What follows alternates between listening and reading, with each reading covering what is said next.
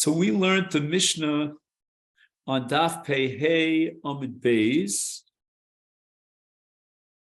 and the Mishnah established that Makeh Aviv Ve'imo is chayev when he has a chabura, when he's motzi dam.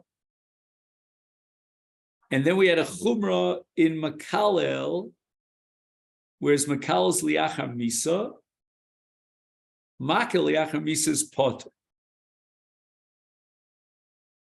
And then we had a long brisa here quoted in the Gemara. And the Gemara establishes that in Makal Yachar Misa, he's chayev, Makal of Ve'imo, based on an extra pasuk of Ve'imo Kilel. And the Havaminu before this pasuk was that we have an equation between Makah Aviv and Makal Aviv. And in Makah Aviv, he's only chayav michayim, because it says nefesh. And we might think, therefore, ipso facto Makal is only chayav mechayim.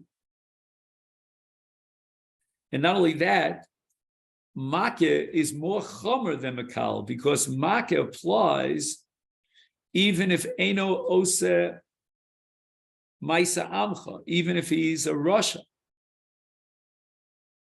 And yet, Makalel is only chayav if he's Osa Maisa Amcha. So therefore, we might think that Makeh, if he's not chayav lachar misa, certainly how much more, and Makeh is more chomur, that he's chayav even if he's a Rasha. Certainly, in the case of Makal of Ve'imo, he would not be chayav after misa, and therefore the Torah adds the words of Ve'imo Kilel. And then the Gemara quotes a machlokes between Rabbi Yonasan and Rabbi Yoshi, which I think is the last thing that we discussed. And we had the Shita of Rabbi Yoshia. He says that in Makal it says Ish Ish. What was the double language of Ish? And if you only had one Ish, you would have thought it's only a Ben, but not a Bas. And you would have thought that a Tumtum is excluded because Lo Nikar Zachrus, and androgynous would be excluded because he also has Nakvus.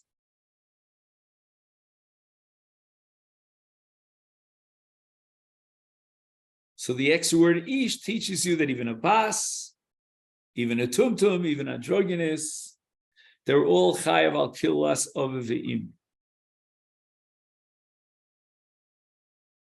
But we want to get down to the pasuk of Aviv Ve'imo Kilel. And that's going to be the second statement of Rabbi Yoshia. We would have thought that it's only if he's Mekalel, both Aviv and Imo, that's when he's chayev, because the pasuk says Sheikalas of Ve'imo. Talmud Lomer, now I need the pasuk of Ve'imo Kilel to tell you he's chayev for either Aviv or Imo, separate, alone. And we had a long discussion about how you derive that from the pasuk Aviv Ve'imo Kilel.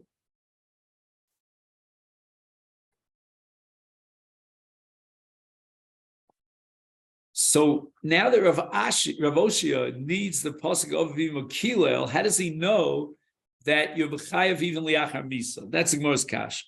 Rabbi Yonasan says that mashma shneim ke'echad, mashma kol echad v'echad b'fnei atzmo, ad she'yifrot l'cha kosav yachta. He, if you recall, Rabbi Yonasan derives from the parsha of Kilayim, where it says Yachtov, that he plows with both a chamor and a shar, right? Two different species, and it's got to be Yachtov. That if the Torah says Aviv Ve'imo without the word Yachtov, then it means one or the other. So for Rabbi Yonasan, the pasuk Oviv imo kilel is superfluous, and therefore we could use it to derive liachar misa.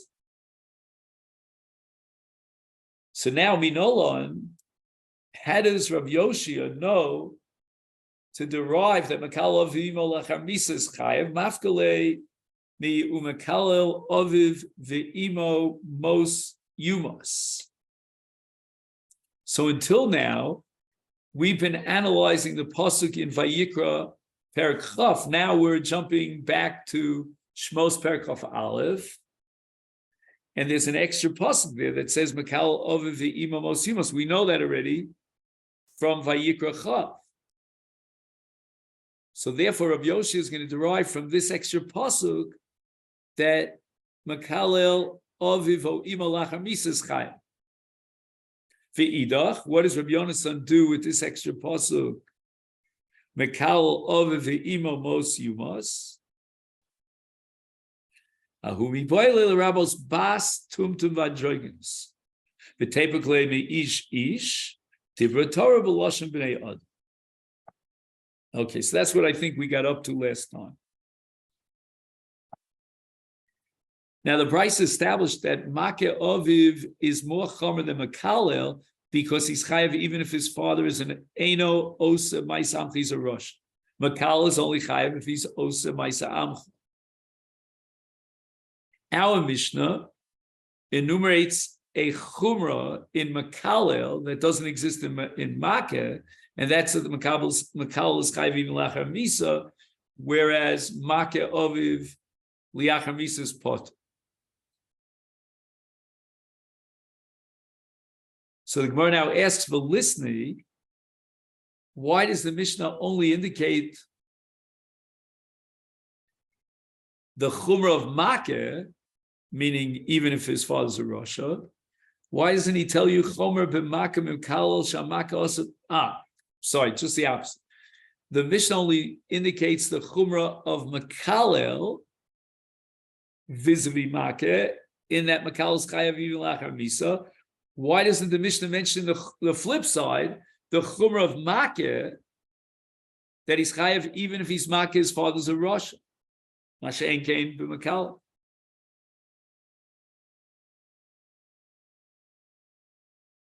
And the Gemara answers, Kasavar makshinon hakol l'klol. So let me make sure that everybody has the place now, because we're starting a new Gemara. And this is the second of the wide lines. Kasavar, at the end of the second line, makshinon hakol l'klol. And what does that mean? That just like we have a kula in Makalel that he's not chayev unless his father is an Osa Maisa Amcha, we're going to now say that that's not a unique kula in Makalel,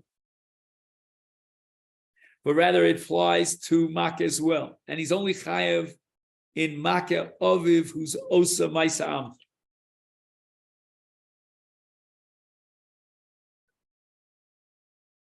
So we had a brisa earlier on this Amud, right after the Mishnah, and that brisa did not accept a hekesh between Akar and Klol, because Makalel is potter if his father is Ein Oisa Maisa Amcha and Makeh is Chayav. Our Mishnah, on the other hand, accepts the hekesh between Hakah and Klor, deriving the conclusion that even Makeh is not chayav if his father is Ein Osa Maisa Amcha. Lema hani tanoi kehani tanoi. Perhaps the machlokes between our Mishnah and the Brisa is really a machlokes between two different Brisas. The Tani Chada, we have one Brisa that says Kusi ata mitzuval haka'aso ve'ata mitzuval kilulaso. We're not allowed to hit a kusi, but we're allowed to curse a kusi. This is similar to what we discussed last time, that Makeh is more physical and Makalel is more spiritual. So with regard to a kusi, and they were guilty of Avodah Zarah, even after they were Megayer because of the fear of Arayos, the lions, and they were killing them, and so forth and so on, but they're still over the Avodah Zarah, so you could be Makal Akus. Why? Because he's Eino Osa Maisa Amch.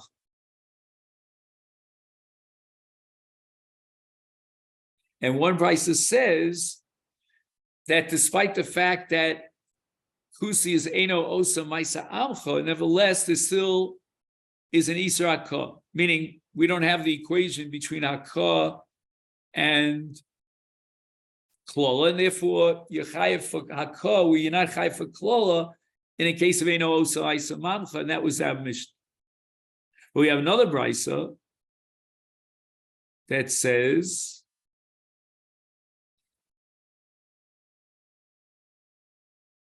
Tanya Idach, Iato Mitzuva Lol Kilos V'Lol Akos. And as we take the Hekesh between Akah and Klola to its logical conclusion, and therefore, even in the case of Akah, you're not going to be Chayav if he's Eino Osa Maisam.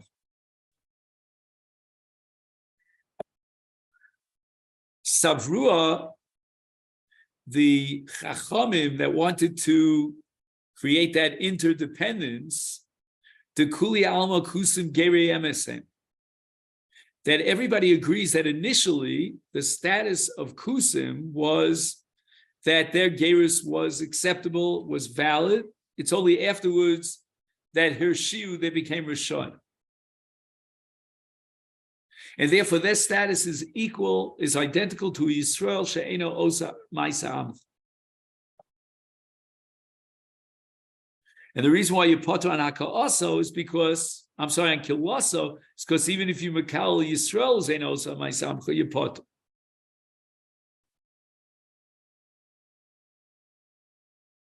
So now everybody agrees, there's not a doubt about it, that Kusim are considered Geri Emes.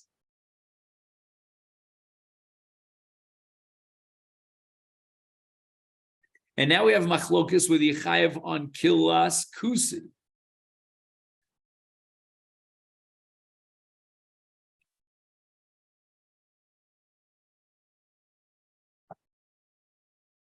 Just 1 second. No. What I mean to say is that we said that Klola doesn't apply if he's Eino Osa Maisa Amcha, and Kusi has the same status as the Yisrael She'eino Osa Maisa Amcha, and therefore you're not chayev on Klola. What about Make Kusi? That's the machlokas between the Braisos. Mar Sora Makshinin Akola Klola, Umar Sora Lo Makshinin Akola Klola. Lo. Gemara rejects it. The Kuli Alma Lo Makshinin Akola Klola. Is everybody agrees that Akah is independent of Klola, and therefore you should be chayav for Make Kusi, even though he's Eino Osa Maisa Amcha. So what was the shita that held in that brisa that Iato Mitzuva Lo Kilos of a Lo also? Because we're holding now that Lo Makshinon, and if Lo Makshinon, then in the case of a Kusi, it should be Chayav and Akah. But Hacha B'Hacha Miflagi, whether or not they're Yisraelim at all. Mar Sovar, according to Tana, the first brisa is Kusim Geri Emesem, and therefore you're Chayav on Hakah, because again, Hakah is independent of Klola. And therefore the requirement of Osa Maisa Amcha and Klola does not apply to Hakah. And if Kusim are in fact Yisraelim, and if we recognize their Gerus, even though it was motivated by the fear of Arayos, then the halacha is going to be that you chayav Hakah, because Hakah is independent of Klola.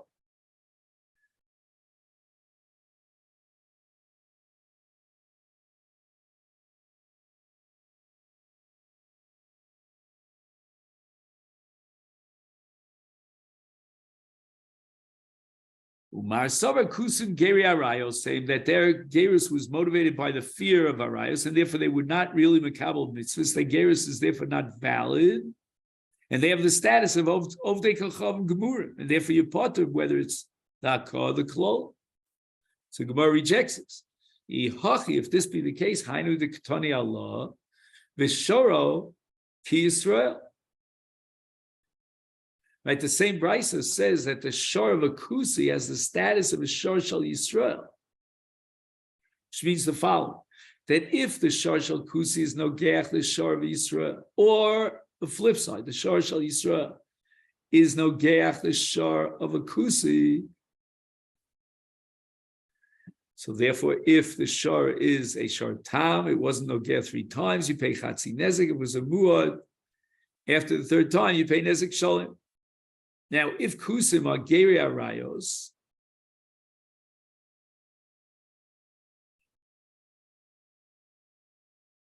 then the din should be that shoro, hidin shoro shel ovdei kolchavim.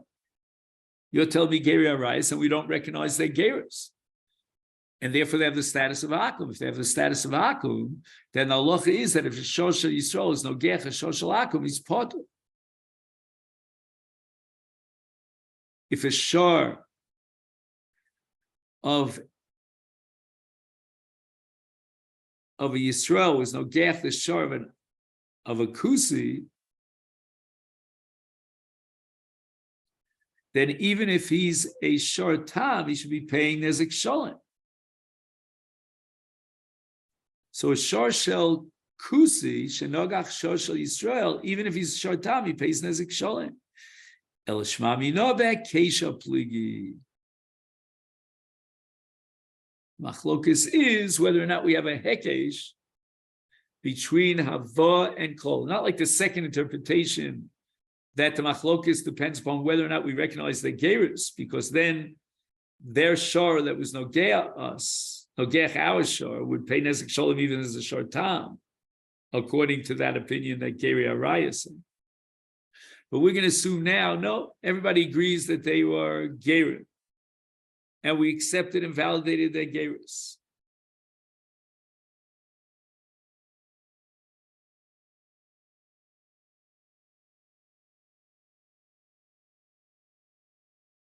The machlokes is whether or not, as a kusi has the status of a Yisrael she'eino osa ma'isa amcha, whether he's potter or not.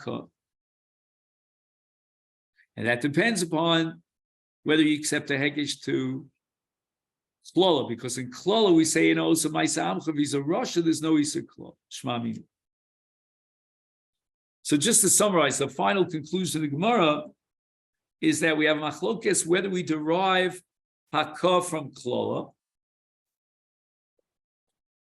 and the nafkamina is whether or not the kula, the ptur and klola of eino osa ma'isa amcha applies in the case of hakah.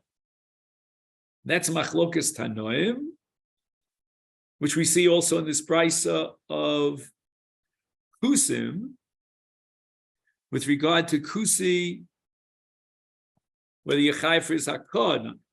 One brisa says your mitzuvan is hakah Yechayev, the other brisa says you're not mitzuvan. It all depends on whether or not we have a hekesh to klola, because in the case of klola, then certainly you're not chayiv for the klol of a kusi because they're ovdei avodah zara, and they have the status of eino osa ma'isa amcha. Would that same logic apply to hakah? Depends upon whether you have the hekesh or not.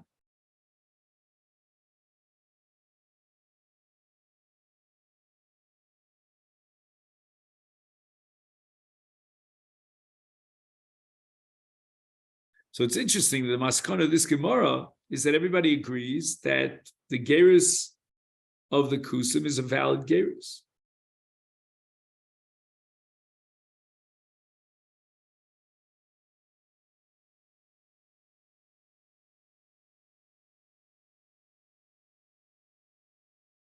So let's just learn the Mishnah. The Mishnah now is going to introduce a whole new topic, another chiyuv chenek, and that's hagonev nefesh mi Yisrael.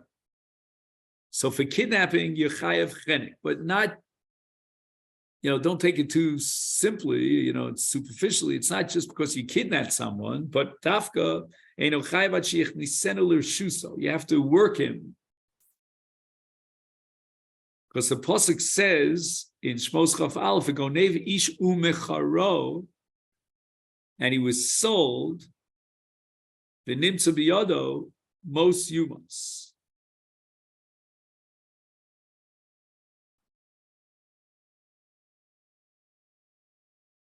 Rabbi Yehuda Omer yachnisen l'reshus v'yishtamesh bo. He has to use him as an eved. Shenemar, it says in the pasuk in Parshas Ki Tetzei Ki Motzei Ish Korev Nefesh Me'achav B'Bnei Yisrael V'Samer Bo U'Mecharo.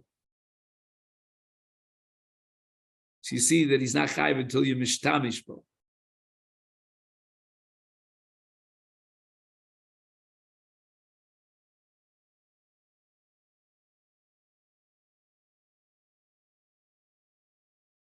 Hagonev es beno, Rabbi Shmuel, beno Rabbi Yochanan Roka Mechayev, a Chacham Potri. Why would the Chacham say you're potter in this case? So he says in the footnote, the Gemara is going to go into this. Finally, Ganav Misha Chetzio Eved v'Chetzio Ben Chorin, Rabbi Yehuda Mechayev Chacham Potri. So this is a case of an Eved that was owned by two Shutvim, and one of the two Shutvim was Meshacher, his half of the partnership. The Eved therefore has the status of Chatzi Eved Chatzi Ben Chorin. If you steal an Eved Gomur, you're not Chayev Chenek, but here he's a half Ben Chorin, and therefore the sheet of Rabbi Yehuda is that because of the half Ben Chorin, when you are Gonev him, you're Chayev Mishum Gnevim, and the Chacham disagree. So the Gemara is going to explain that machlokas. Okay, then. So we'll stop here. Now, tomorrow, what's the story? John, you're busy tomorrow, am I right? Yom Shlishi. Our Chevra, that means both Steve and Jeff, are returning on Yom Revi'i. Be'ezer Hashem. So let's convene again on Yom Revi'i. Okay, then? All right. Wish you a great day. Thank you so much.